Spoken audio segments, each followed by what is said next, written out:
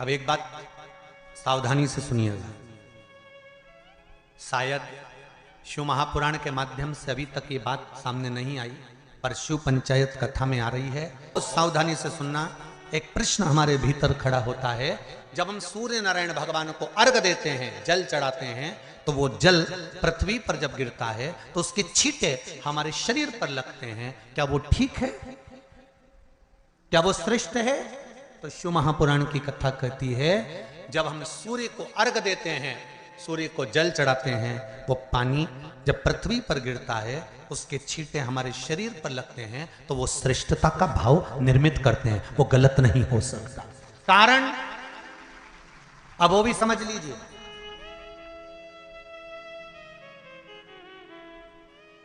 अब सूर्य नारायण भगवान को आप जल चढ़ा रहे हो तो छींटे नहीं लगे, उसके लिए क्या स्टूल पे चढ़ के चढ़ाओगे कि कुर्सी पे चढ़ के चढ़ाओगे?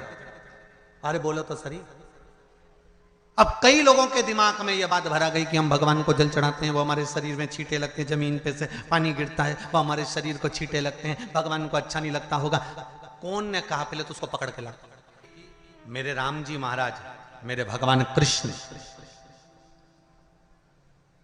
बड़े बड़े संत, साधु, सन्यासी, तपस्वी, साधक, उपासक जितने भी हुए, जिन्होंने सूर्य की आराधना करी, इन्होंने टेबल पे चढ़कर या कुर्सी पे चढ़कर जल नहीं चढ़ाया। इन्होंने पृथ्वी पर खड़े होकर ही, क्योंकि पृथ्वी तत्व के देव हैं शिव। जब हम मृत्यु लोक पर खड़े होकर, पृथ्वी पर खड़े होकर भगवान शंकर का भाग पृथ्वी तत्व को धारण कर कर जल को हाथ में लेकर जब समर्पित करते हैं, और जो जल नीचे गिरता है वो शरीर पर अगर लगता है तो हमको उसका आशीर्वाद ही प्राप्त होता है, दोष नहीं लगता। पर लोगों ने इसको विपरीत कर दिया। कि कौन ने विपरीत करा? कई लोगों ने इसको विपरीत कर दिया। कौन ने विपरीत करा? तो जो दूसरे धर्म के लोग होते हैं, जिनको हिंदू धर्म से नफरत होती है और जो हिंदू धर्म की पूजन, सेवा, अर्चना को समाप्त करना चाहते हैं, वो धीरे धीरे धीरे धीरे कहने लगे कि सूर्य को जल चढ़ाओगे तो शरीर में लगेगा, शरीर में लगेगा तो दोष लगेगा। इसको कह कहकर घर घर में सूर्य को जल चढ़ाना लोगों ने बंद कर दिया कि आप जल चढ़ाएंगे तो दोष लगेगा, शरीर पे छींटा लगेगा, शरीर को ऐसा लगेगा। ये दोष नहीं है। कितनी सुंदर बात है महाराज। सूर्य नारायण भगवान को जब जल चढ़ाया जाता है, हाथ सिर से 8 इंच की दूरी पर होना चाहिए। जम के बोलिए, सिर से कितना ऊंचा होना चाहिए? 8 इंच ऊपर अपना हाथ होना चाहिए मस्तक से सूर्य को जल चढ़ाते समय।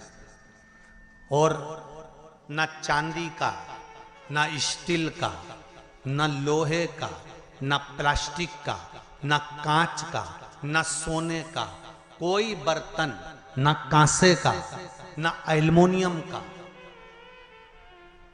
ना पीतल का, केवल एक पात्र होना चाहिए, वो है तांबे का।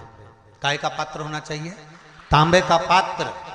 और सूर्य नारायण भगवान को जब 8 इंच ऊपर तुम्हारा हस्त है, और जब हम सूर्य को जल चढ़ा रहे हैं, कैसे जल चढ़ाना है वो भी समझ लीजिए।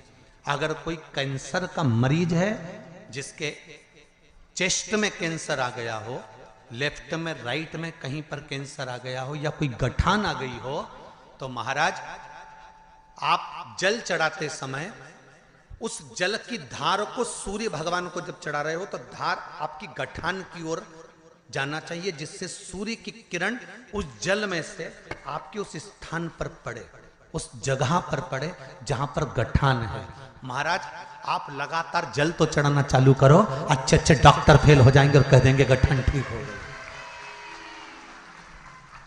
आपका लीवर और किडनी गड़बड़ कर रहा है, आप प्रतिदिन, आपका स्वास्थ्य गड़बड़ रहता है, आप प्रतिदिन ये ज्योतिष शास्त्र के अंतर्गत, रत्न शास्त्र के अंतर्गत, ये रत्न शास्त्र, ज्योतिष शास्त्र, रंग शास्त्र जो हमारे यहाँ है, रंगों के हिसाब से ये जितने रत्न होते हैं, माणिक हुआ, मोती हुआ, नीलम हुआ, मूंगा हुआ, पुखराज हुआ, ये क्यों कहते हैं ये पीला है, ये सफेद है, ये नीला है, ये लाल है, इसको शरीर में क्यों पहनाते हैं? उसका कारण होता है कि जब शरीर में पहनते हैं, सूर्य की किरण उसमें पड़ती है, हमारे शरीर पर वो कलर का इफेक्ट पड़ता है, उस कलर को शरीर पर लगता है, और शरीर पर लगता है तो हमारा शरीर धीरे धीरे, हमारी जो इंद्रियां हैं वो सही होने लगती हैं, काम सही होने लगता है। तो आप कहते हो ना सब, मैं कौन सा नक पहनूं, मैं कौन सा मोती पहनूं, मैं कौन सा पुखराज पहनूं, मैं कौन सा नीलम पहनूं, वो ज्योतिष शास्त्र के अंतर्गत, रत्न शास्त्र के अंतर्गत जितने रत्न हम पहनते हैं, ये केवल उस किरण के लिए ही तो पहनते हैं कि जो सूर्य की किरण मिले, उस किरण का प्रभाव हमारे शरीर पर पड़े।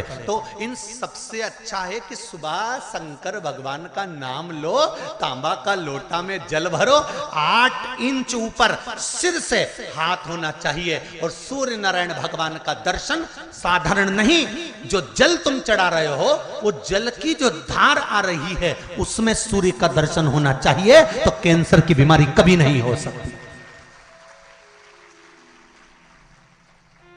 लीवर, किडनी, हार्ट, आपके हार्ट में अगर तकलीफ है, डॉक्टर ने कह दिया कि इसमें नस चोक है, आपको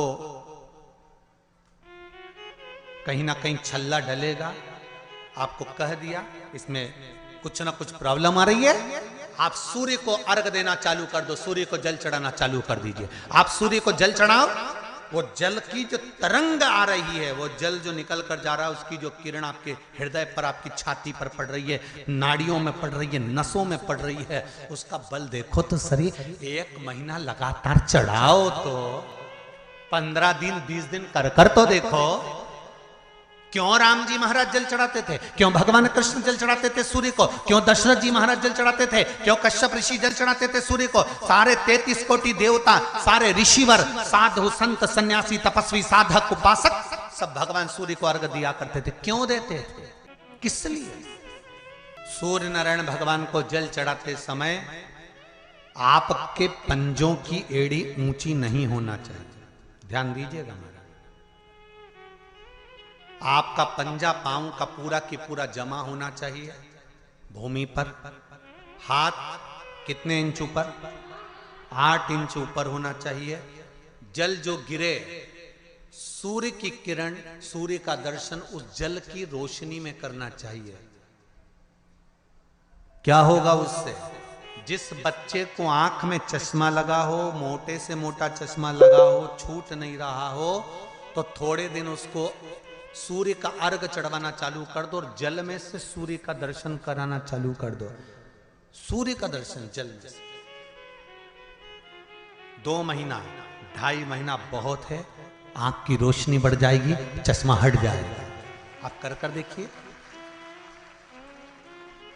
अब एक प्रश्न और खड़ा होता है सूर्य को अर्घ देने का। गुरुजी, पंचदेव पंचायत में सूर्य नारायण भगवान शंकर की पंचायत में हैं।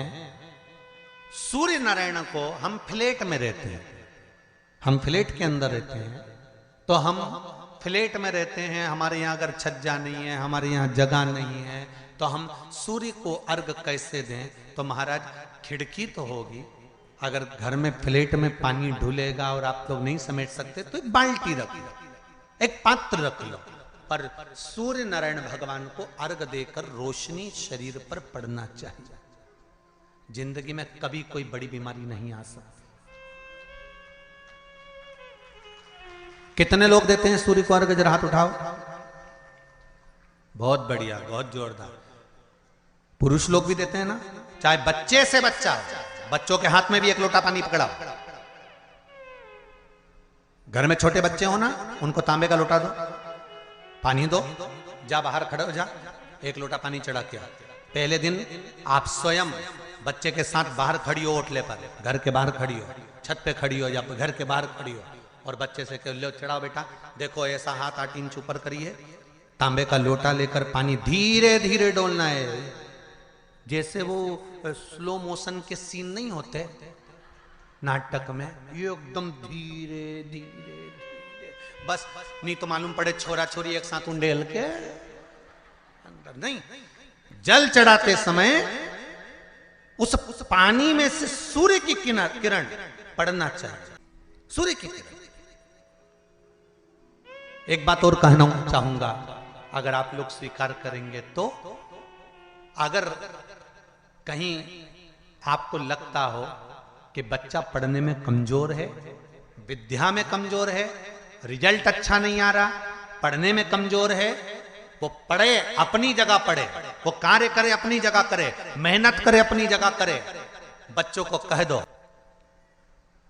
कि कुछ समय के लिए सूर्य को अर्घ देना चालू कर। सूर्य की किरण जहां पर ब्राह्मण या हिंदू धर्म का व्यक्ति मस्तक पर तिलक लगाता है, भुकुटियों के बीच में उस सूर्य की किरण इस भुकुटी के बीच पड़ना चाहिए, परंतु पानी कम से कम ना करते हुए स्लो मोशन में धीरे धीरे गिरना चाहिए, एकदम धीरे धीरे। तो यहां एक रेखा सूर्य की किरण से पड़ती है।